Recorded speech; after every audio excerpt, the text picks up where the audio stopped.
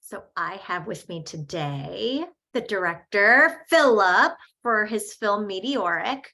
And there's actually a funny story behind this.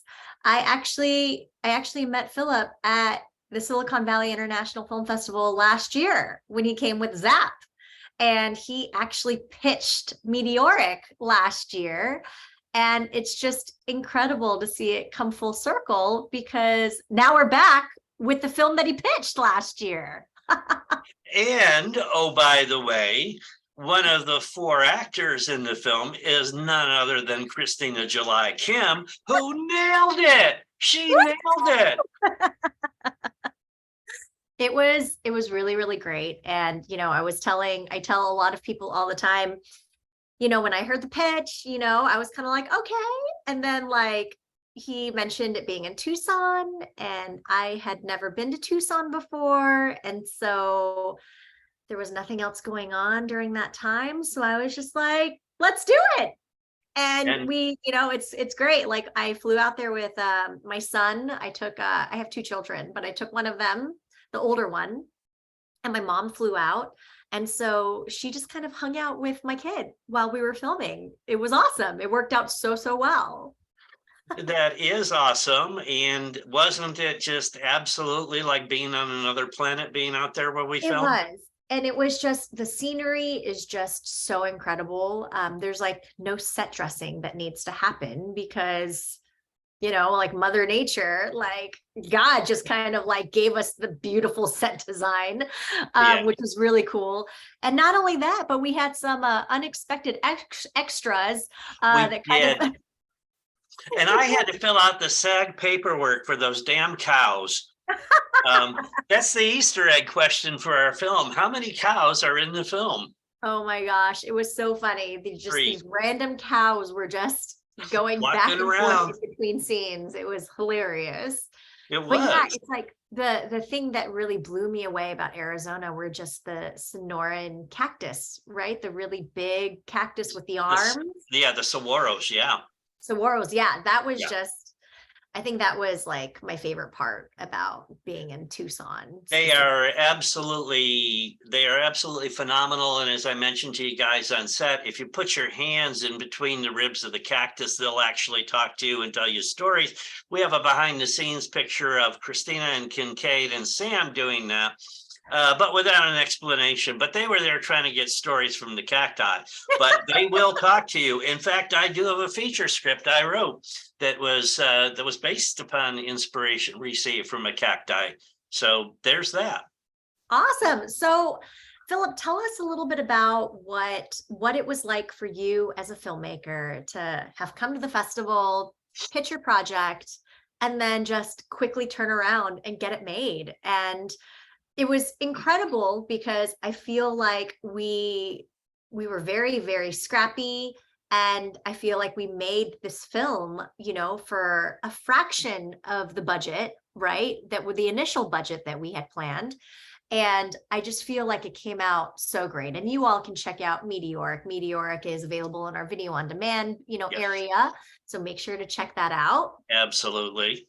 Yeah. So, the biggest challenge there were two really big challenges the first day. The first was we had a long day. We shot I know this is going to sound like a hyperbole, but it's absolutely honest to God, Boy Scouts honor true. We shot 12 pages and it was a long day and we only had the location for one day. So we kind of had no choice. It's like, okay, you want to shoot here for the price that you're paying us? You get one day only. And that day, I don't think the wind got under 40 miles an hour once.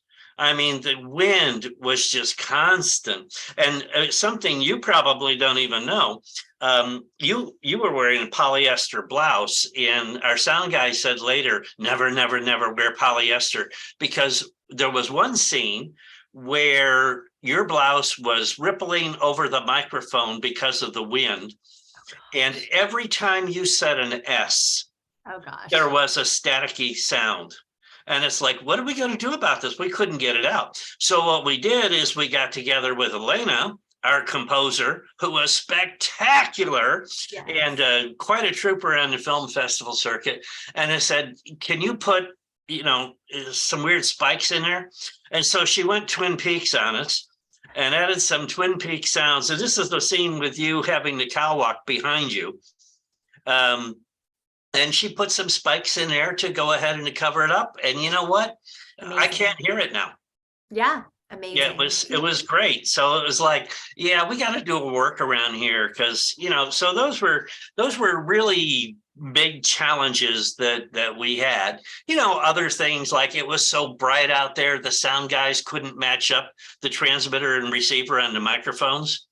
They couldn't see that they were on the same frequency. It's like, guys, get in the trunk. We'll put you in the trunk. You can do it in there. Oh my goodness. Yeah. No, and this is kind of the adventures that come along with filmmaking, right? Absolutely. And Philip, you usually do your films in Arizona. Have you done all of your films in Arizona? No, I did. I'm thinking here, 2 films in California. The first film I did was a script that I wrote that a guy produced for his thesis project. An amazing film called Mirage. It's in Bill Province. Yes, You saw that last year. It's a great film. So that was shot out in 29 Palms. He wanted a 360 view with no power lines in it because it was presumably set in Afghanistan.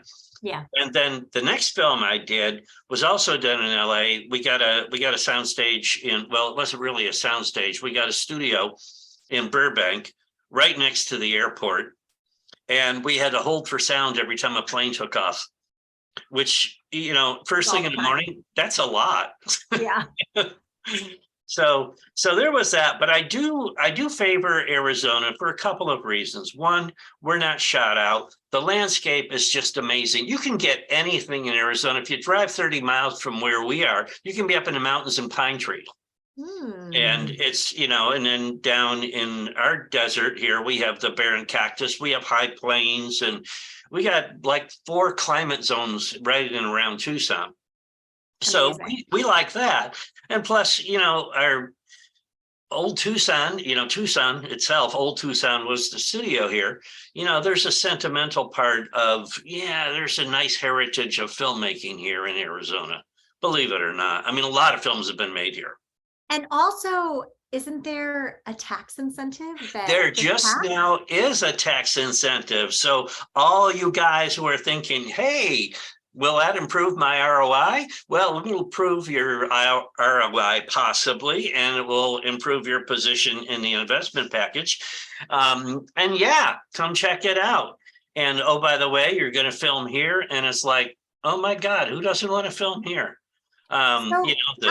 I have a question for you, Philip. So a lot of investors, they want a return on their investment. I think that's something that as an investor, they're always looking for, that's the reason why they're called investors, right? So that the idea is they can get money back. Right. So what would you say to some investors where if they see a short film and they're kind of like, there's not really a lot of money in this? Like, what would you say to that for why you think that they should invest in the short film? Well, they should invest in a short film because there's a couple of things. One, it puts you, with a nice agreement, it puts you on the ground floor, grassroots, if you will, of any other film project that comes about from the short film. It gives you an opportunity to put something out there that can state a message if you choose to do so. It puts something out there that gains notoriety in the film festival circuit. And if you're part of the team and you think, wow, this filmmaking stuff is really groovy, I think I want to hang out with this and do this a lot. It gives you the opportunity to get started with that. Now, in terms of ROI, I've been legally advised never to promise an ROI. You can't say how much money you're going to make in a film because you can't promise that. And if you do promise that, well, that's kind of fraud. So generally they say, well, it's normally on a good film, you're going to make 10 to 25%. And here are films who have made 10 to 25% back. And Are these, these feature films or are yeah, they yeah, short feature films, yeah. Feature films. So that when people come into the feature films, they get that. In terms of investing in a short film, there's not a lot of ROI. You can get onto some streaming platforms after the fact. Some of them are really good. Some of them are not as good. And, you're still not going to make a ton of money back if you make, lunch money. But you have the experience of being involved in this massive creative project. And the thing that I really love about filmmaking is it's more than passion, it's an addiction. It's like, oh my God, I got to make a movie. It's the feeling that flows through you when you're out there. Not so much when you're out there, because when you're out there, it's hard. There's a lot of stuff that can go wrong. There's a lot of stuff that does go wrong. And then when you get in editing, there's a lot of stuff that can go wrong. But when you get it done, and the first time you hold your breath, you wait for it to come up on the screen, it actually projects. It actually fills the scene and is the screen, and you can actually hear it. It's like, oh yeah, man, that was worth it. Let's do this again. So it is like that. And it's like, for an investor, I was talking to a doctor recently, and the doctor said, wow, films, stories are so important to our culture. Don't you agree? And I said, hell yeah, I agree. That's why I'm a filmmaker. And he said, it's like, I can't tell a story. I said, no, but you're a healer. And he said, yeah, but I don't know how to tell a story. And it's like, well, then let me tell you something. I know how you can support stories getting out there. How would that be? Yeah. Did you, so what happened after that conversation? Well, that will be a continuing conversation over the next couple of months. Yeah, But, because I think the groundwork got laid. Yeah. Yeah, like I think that's something that that's kind of a misconception that a lot of people have when they're networking. It's like, if you come into networking expecting that a complete stranger is going to give you $500,000, yeah, you really have, like your wires crossed, because that's not the reality. I feel like unless you have a project that you're working on that the potential investor can relate to on a really deep level, like if you don't have that, why would you give so much of your money, to a complete stranger? Like you wouldn't, right. So it's like, I feel like a lot of these networking sessions are set up so that it can start the conversation. It can open the door for you to potentially have these relationships with these people who have all these resources. And then, it's like, as you continue to build your relationship, then later on down the line, they'll come, they may want to come alongside you and, just participate in some of the projects that you're working on. Or maybe they themselves have an idea for like a film, that they've always wanted to create. And Philip, you yourself, you're actually a screenwriter. So it's like, I feel like if in the future anybody, wants to connect with you, like because you're a screenwriter, you can talk about ideas and then boom, you can like come up with a script. And then, it's like you have the production experience, so you can just kind of make the film happen, right? Yeah, it's like when somebody comes to you and says, hey, my grandmother was the first blacksmith in Cochise County. It's like, really? There's a story. Yeah. And, it's a matter of finding a story. But here's a thing I'd like to say to people who are musing about the idea of maybe I'll put some money into a movie. The hardest thing for a filmmaker is to get the first money. So if your guts are saying, yeah, I really want to do this. I really want to do this. Don't be afraid of being the first money in. Because once you get the first money, you have other people that you can talk to, and you say to somebody, well, we got $500K. And it's like, really? Without crowdfunding? Like, yeah, without crowdfunding. Because you aren't going to get $500K on crowdfunding unless you got 6 A-listers in your film. Yeah. And what are the odds of that? Yeah. So, yeah, it's like, if you know it, if you feel it, if this is something you want to do, the satisfaction that comes from participating in a film is it's better than a Thanksgiving turkey, eating the whole thing yourself. I mean, you just feel so full, so nurtured, so fostered, and you realize, wow, I did something great for all of these people. And you never know where people are going to go. I mean, people skyrocket sometimes from things. You meet somebody at a film festival. You got to go to Alexandria recently, and Yeah. awesome, yeah. It's actually funny. I went to Alexandria and I met an incredibly talented filmmaker from there. And his film is screening at our festival, all because I went to Alexandria and his film played in our block. Cool. It's amazing. It So is it's like, amazing. so this is why I'm a firm believer that wherever you go, whoever you meet, just Yeah. always be kind, because you never know how your paths are going to cross and how you're going to sync up with them in the future. Yeah, it's we have met, my partner Leslie and I have met two actresses at film festivals who came up and introduced themselves and participated in conversations that we were having. And it wasn't, hey, look at me, I'm an actress. It was just like, hey, I'm an actor.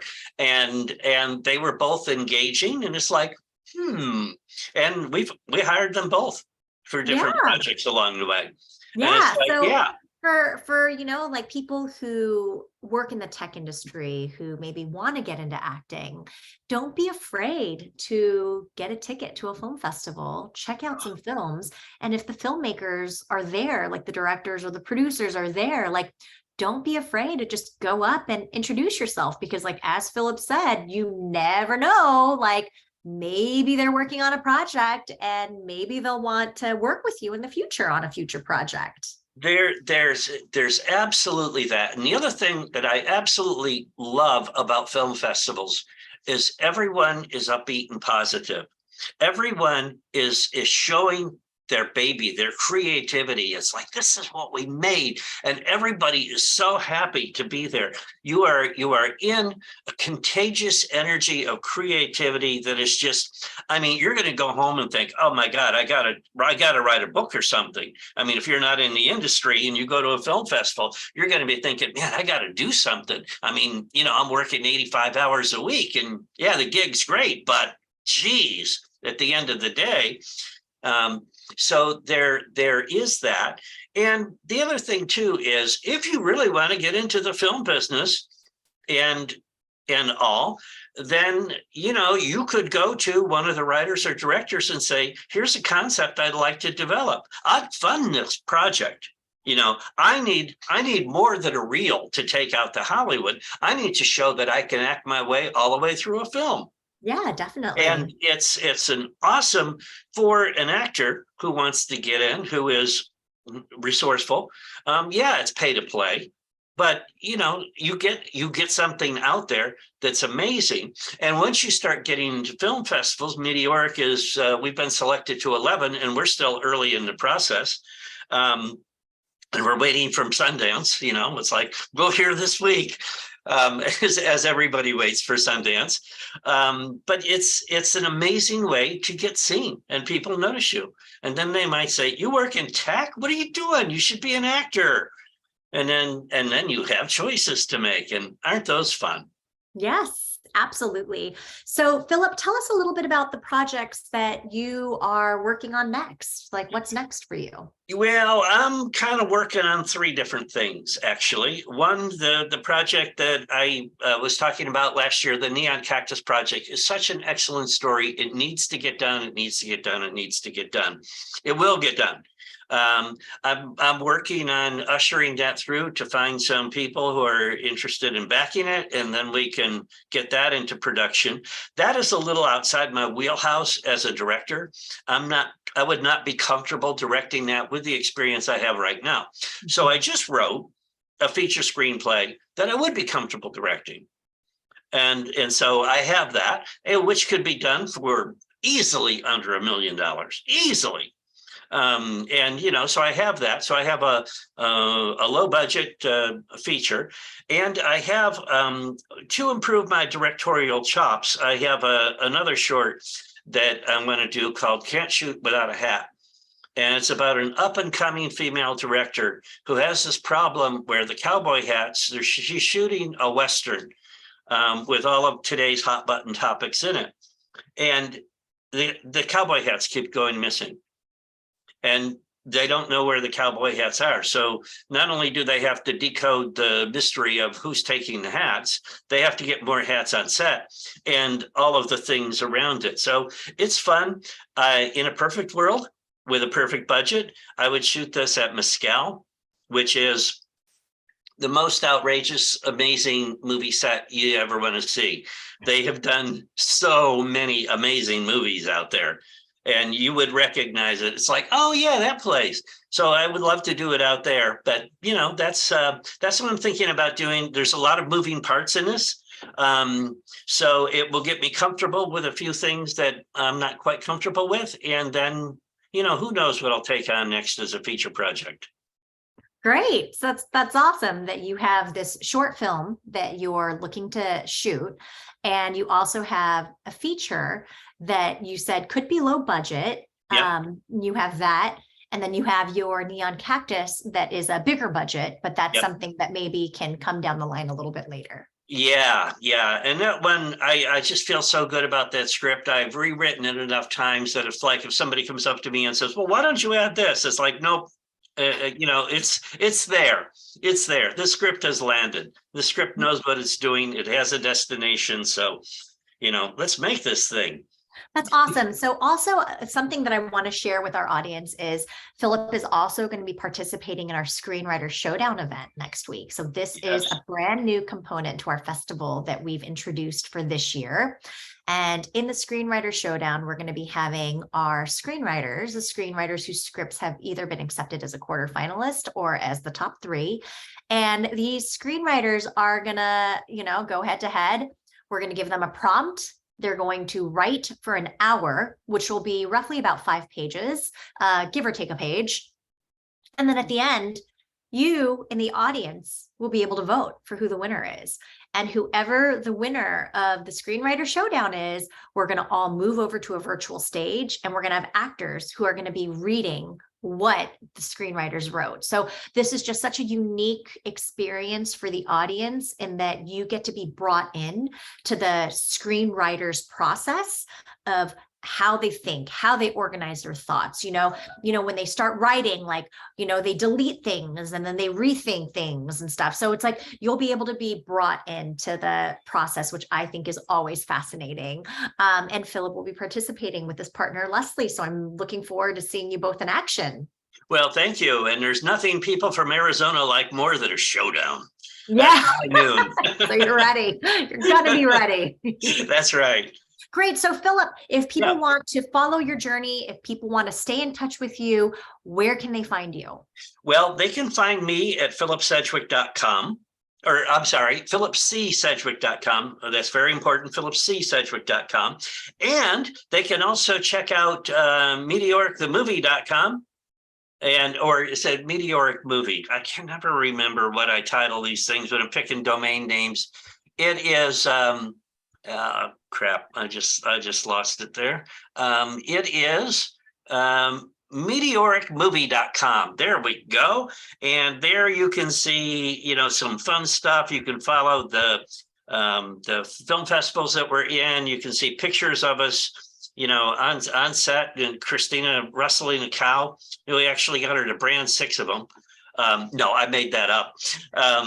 But you can see all of that. So meteoricmovie.com, and those sites will direct you to other things too, where you can see more of what's been happening and what will be happening. Perfect. And if people want to connect with you just on LinkedIn, are you on LinkedIn as well? I am on LinkedIn, yes. And I love connecting with people on LinkedIn. I found LinkedIn to be a really good platform for filmmakers and actors and wannabe actors and anyone who might be out there in the tech business who wants to get into the film business. Oh yeah, there's a lot of filmmakers on LinkedIn, a lot. So Philip has a pretty unique last name, so I feel like he won't be too difficult to find on there. It's just his name. Philip, Sedgwick. So be That's sure it. to connect with him on his website, the Meteoric movie website, and on LinkedIn. And Philip, we look forward to seeing you at the festival next week, especially during the showdown. Hey, I'll be around. We'll be there with All right, bells on. You won't great. be And able to see our spurs, but we'll have those too. well, Philip, thank you so much for your time and sharing with Thank you, us about Christina. your film Meteoric. And have a great rest of the day. Thank you. You as well. Bye. Bye.